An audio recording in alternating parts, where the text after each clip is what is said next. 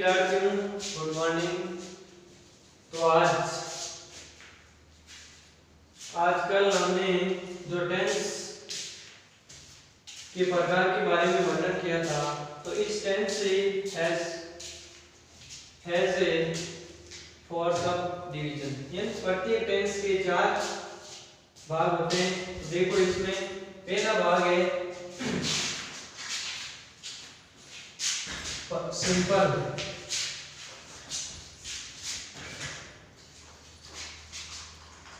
Simple tense. Simple tense का अर्थ होता है साधारण।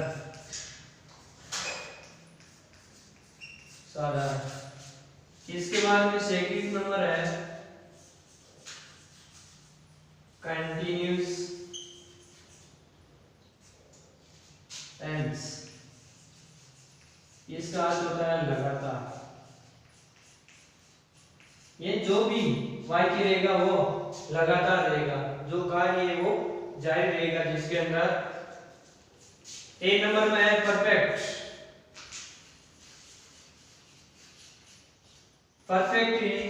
Tense.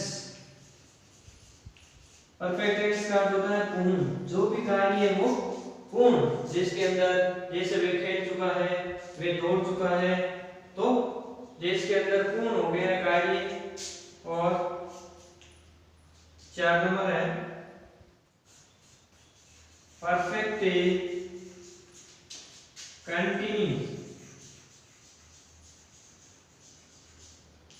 Continuous tense. Perfect continuous tense का अर्थ होता है पूर्ण और लगातार। तो इस प्रकार से ये प्रत्येक टेंस के 4 भाग होते हैं। जैसे प्रेजेंट के 4 भाग हो गए ये, और पास्ट के भी यही 4 भाग। यहाँ तक कल हमने बात कर ली थी। इसके आगे देखो, अब लेते हैं टेंस का पहला टॉपिक प्रेजेंट सिंपल टेंस। 1 नंबर है present simple tense. Present simple tense. तो प्रेजेंट सिंपल टेंस की पहचान क्या है? तो आइडेंटिफिकेशन ऑफ हिंदी सेंटेंस ता है, ती है, ते है आदि शब्द आए तो प्रेजेंट सिंपल टेंस की पहचान होती है। तो इस प्रकार से पहचान है आइडेंटिफिकेशन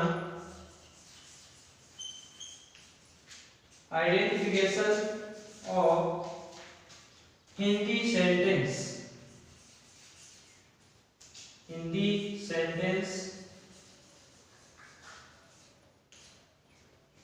सेंटेंस अंत में, ये वाक्य के अंत में ता है, ती है और ते है आदि शब्द।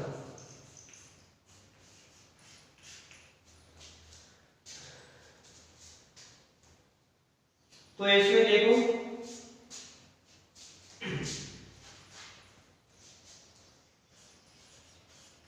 आदि शब्द इन आइडेंटिफिकेशन, इसकी पहचान क्या है? हिंदी वाक्य के अंत में ता है, ती है, ते है, अगर आदि शब्द इसका यूज किया जाता है तो वो टेंस इन हिंदी वाक्य के अंत में जो ता है, ती अगर लगा हुआ हिंदी में तो उसे प्रेजेंट सिंपल टेंस के नाम से जाना जाता है। तो इसी प्रकार से ये तो हिंदी के अंदर उसकी पहचान है। आगे देखो इंग्लिश के अंदर इस टेंस की किस तरीके से आप पहचान कर सकते हो। तो आइडेंटिफिकेशन ऑफ इंग्लिश में सेंटेंस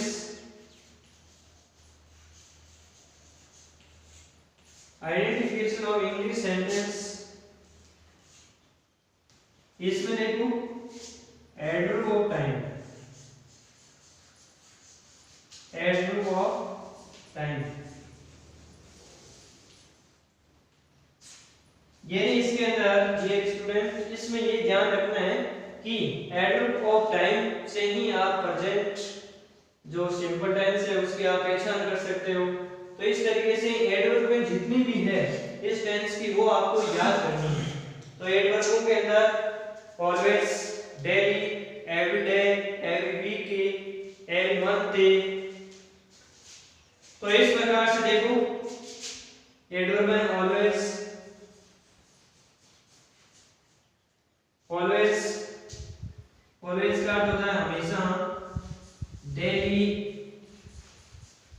डेली, डेली का अर्थ होता है रोजाना, नेवर, नेवर, नेवर का अर्थ होता है कभी नहीं, कभी नहीं, नेवर का अर्थ होता है कभी नहीं। इस प्रकार से आगे एवरी डे, ये प्रतिदिन, एवरी डे के बाद में यहाँ पर मंथ या ईयर या वीक, ये ना अगर एवरी मंथ, अगर एवरी ईयर, एवरी वीक आया हुआ है तो इसके अंदर प्रेजेंट टेंस का ही प्रयोग करना है। इसी प्रकार से आगे देखो usually, usually, regularly,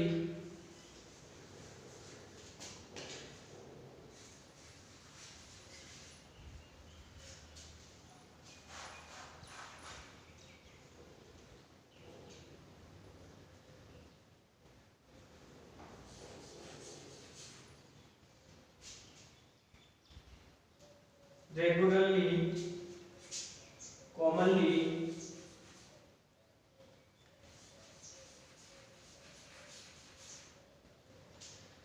generally,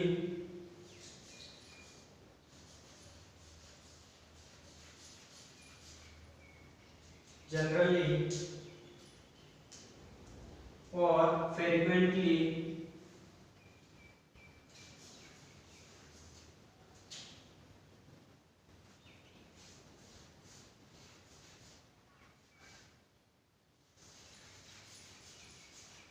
frequently का होता है कभी कभी, कभी कभी। तो इस तरीके से देखो ऑलवेज हमेशा, डेली रोजाना, नेवर का होता है कभी नहीं, और एवरी डे के साथ में मंथ, ईयर या week, usually, regularly, commonly, generally का होता है सामान्य से,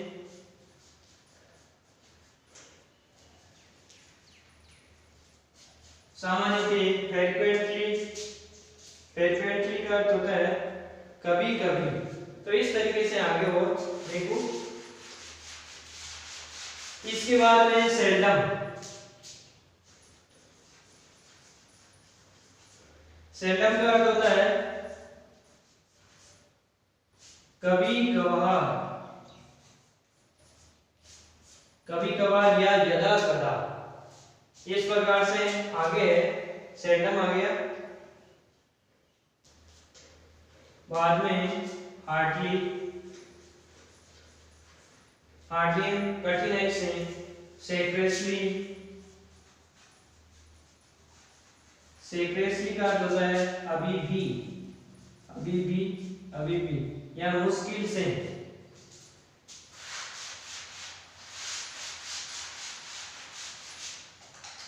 सेक्रेटली अभी भी या मुश्किल से। आगे हैबिचुअल,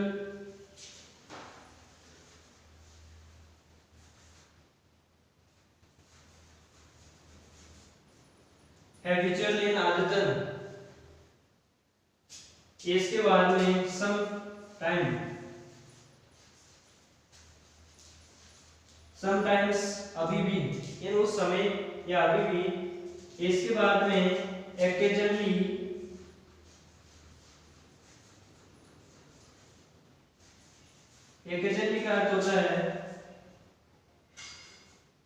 कभी कभी, occasionally का अर्थ होता है कभी कभी। उसके बाद में once a day, ये once a day अगर आया हुआ है तो वो प्रेजेंट सिंपल की होगी। अगर केवल once आया हुआ है तो उसके अंदर पास्ट टेंस सिंपल की होगी एडवर्ब। अगर once a day ये दिन में एक बार, दिन के अंदर एक बार।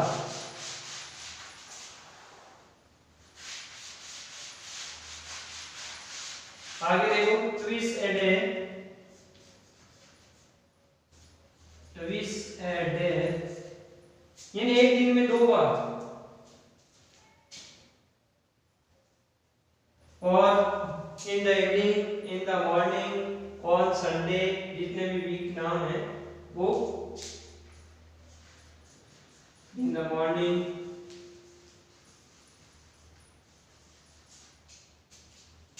in the evening,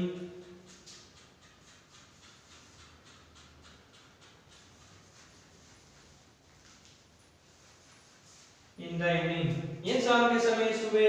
तो ये इस तरीके से। और एक है डेली, etc आदि। तो ये दोस्त जो पीली स्टूडेंट, ये आपको ध्यान रखना है कि इसके अंदर सेल्डम का अर्थ होता है कभी कभार या यदा कदा, हार्डली का, और कठिनाई से, सीक्रेटली अभी भी, और रियरली दुर्बलता से भी होती है, हैबिचुअली आदतन, समटाइम्स अभी भी, ओकेजनली है कभी कभी, वंस ए डे ये एक बार, दिन के अंदर ट्विस डे दिन में दो बार, in the morning, in the evening, और डेली, डेली करते हैं रोजाना या प्रतिदिन। तो इस तरीके से ये इस टेंस की एडवर्ब है और आपको याद रखना है। इस एडवर्ब के अनुसार ही आप करेक्ट फॉर्म इस टेंस की बच सकते हो। तो आगे देखो, ये एडवर्ब में हो गई है। इसके बाद में इस टेंस के अंदर यूजेस भी होते हैं। प्रेजेंट सिंपल टेंस के अंदर यूजेस भी होते हैं। तो यूजेस देखो कौन कौन से होते हैं। इसके अंदर यूजेस, यूजेस का अर्थ होता है प्रयोग, प्रयोग। इन यूजेस से हर बार एग्जाम के अंदर, जो 10th क्लास का एग्जाम है उसके अंदर एक करेक्ट फॉर्म हर बार एग्जाम में पूछी गई है और आगे भी आने की संभावना है। इस तरीके से तो देखो इसमें यूजेस कौन कौन से हैं। तो यूजेस के अंदर है पहला यूनिवर्सल,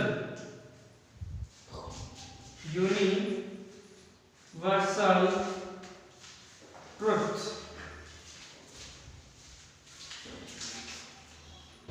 यूनिवर्सल ट्रुथ। तो जिसका अर्थ होता है सार्वभौमिक सत्य, सार्वभौमिक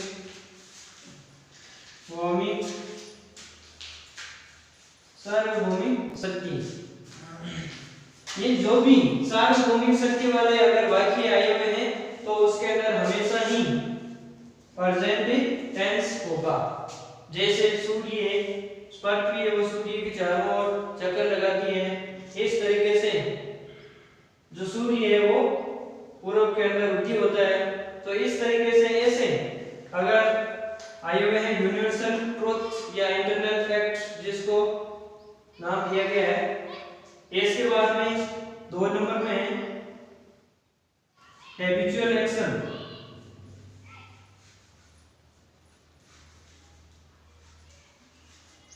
हैबिचुअल एक्शन। हैबिचुअल एक्शन का अर्थ होता है आदतन क्रियाएं,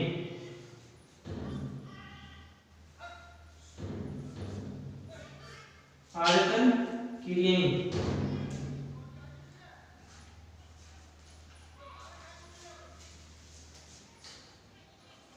आदतन क्रियाएं ये जिसके अंदर हैबिचुअल एक्शन, एक्शंस आदतन जो क्रियाएं हैं वो हमेशा के लिए, जैसे स्वामी हमेशा या प्रतिदिन अपनी दादी के जो चार्ज होता है, तो ये आयतन क्रिया होती है। तो इस प्रकार से आगे देखो, अगला है मैथमेटिक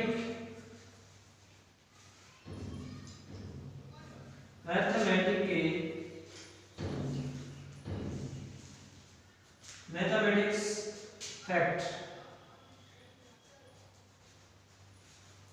मैथमेटिक फैक्ट से का अर्थ होता है गणितीय तथ्य।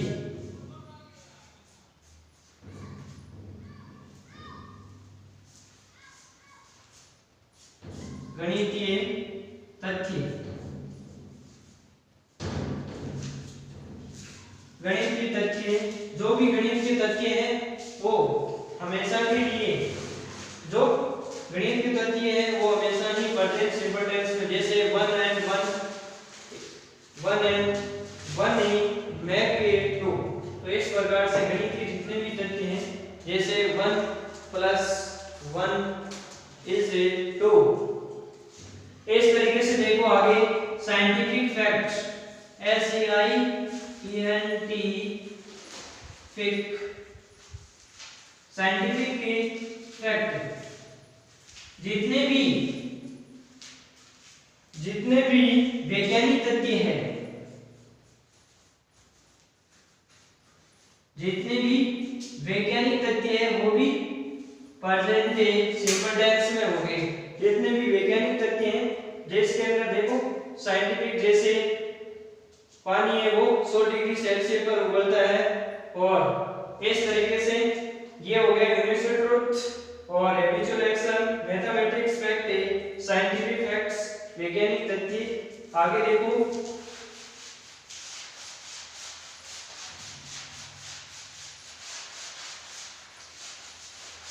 आगे है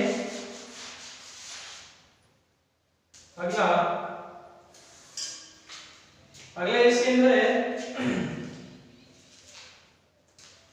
प्रोवर्ब। प्रोवर्ब या सेइंग, प्रोवर्ब या सेइंग का अर्थ होता है कहावतें।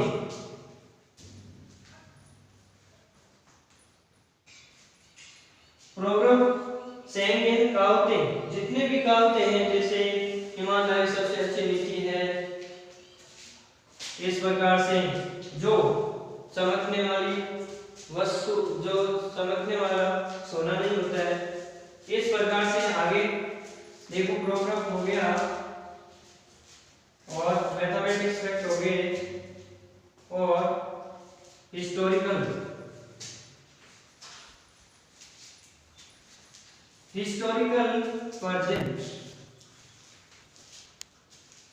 प्रेजेंट इवेंट,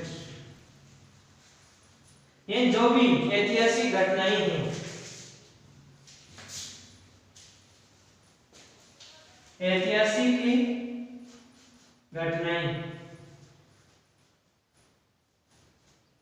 जितनी भी ऐतिहासिक घटनाएं हैं, जैसे अंत में राम ने रावण को मारा, तो ये हमेशा ही किसमें होगा? प्रेजेंट में होगा। ऐतिहासिक घटनाएं वो हमेशा के लिए किस होगा? प्रेजेंट में होगा। तो इस प्रकार से आगे देखो एक्सप्रेशन,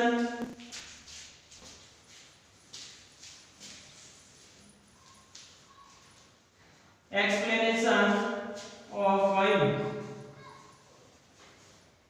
ये कविता की व्याख्या, कविता की व्याख्या।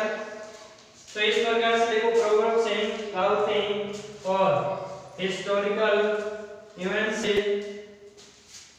ऐतिहासिक घटनाएं, प्रेजेंट इवेंट्स, जो ऐतिहासिक घटनाएं हो गई, एक्सप्लेनेशन ऑफ द पोएम, जिसके अंदर व्याख्या की जाती है, कविता की व्याख्या करनी। इसके बाद में देखो इसके अंदर जो एक कंडीशन भी होती है, जिसको बोलते हैं ओपन कंडीशन, ओपन कंडीशन।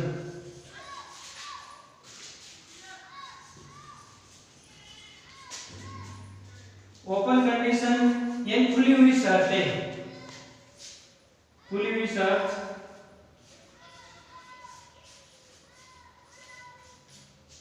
खुली हुई शर्त, ये जिसके अंदर खुली हुई शर्त होगी, उसके अंदर खुली हुई शर्तों जैसे यदि आप कठिन परिश्रम करोगे तो आप एक परीक्षा के अंदर सफल हो जाओगे।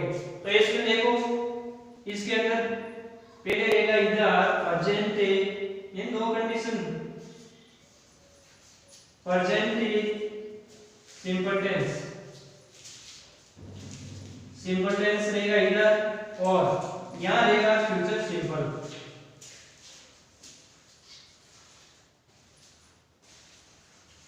Future simple tens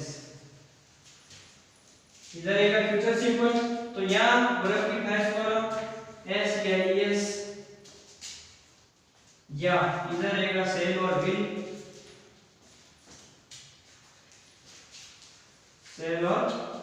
plus verb की फर्स्ट फॉर्म।